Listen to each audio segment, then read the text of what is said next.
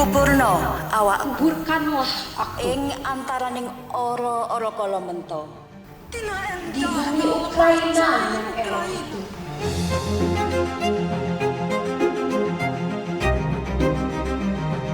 Ini satu kolaborasi kerjasama yang cukup menarik karena walaupun kita punya latar belakang sejarah yang berbeda dengan Ukraina, tapi semangat dari para seniman yaitu penyair seperti tadi kita membacakan puisi dari Taras Shevchenko gitu.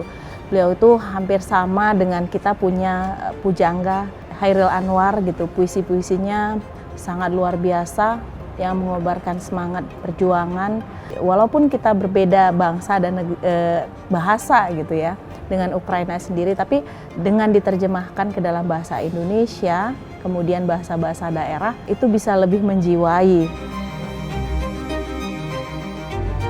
However, we are trying to do something at least, you know, to make, for example, we started few projects now of making some translations.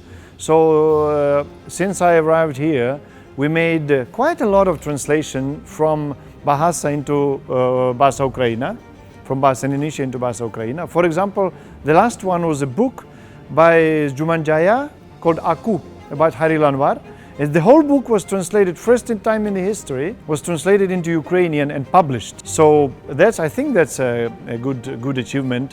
Jo nepro, jo tanggungannya batang ayatu, dape talie, jo tadanga, babana, darehnya ampai hati. Puisi tadi itu berkenaan dengan kalau kita bahasa Indonesia wasiat, kalau kita terjemahkan ke dalam bahasa Minangkabau pituah. Ada beberapa hal yang paling unik dari puisi dari Taras Shevchenko itu, seorang seniman sastrawan dari Ukraina.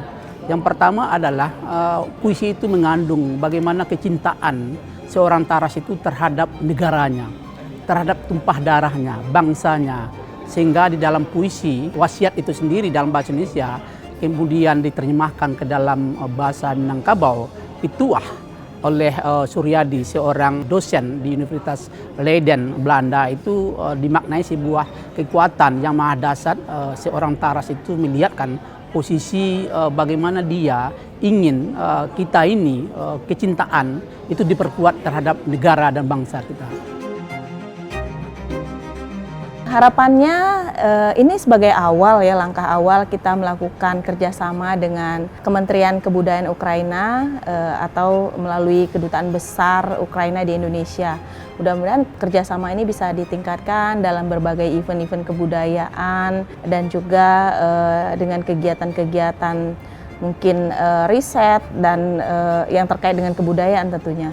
Jadi banyak hal yang bisa kita lakukan karena kita juga punya banyak seniman, punya banyak sastrawan di Indonesia dan juga sama dengan Ukraina. Nah ini juga bisa memberikan peluang kerjasama dalam berbagai event pementasan-pementasan antara seniman dan juga mungkin dalam bentuk residensi ya nantinya seniman-seniman dari Ukraina ke Indonesia untuk belajar bersama ya, seperti itu untuk ya mengeksplorasi segala kemampuan, segala potensi kita di dalam kebudayaan untuk belajar bersama dan dalam satu ruang bersama untuk mengekspresikan kebudayaannya masing-masing.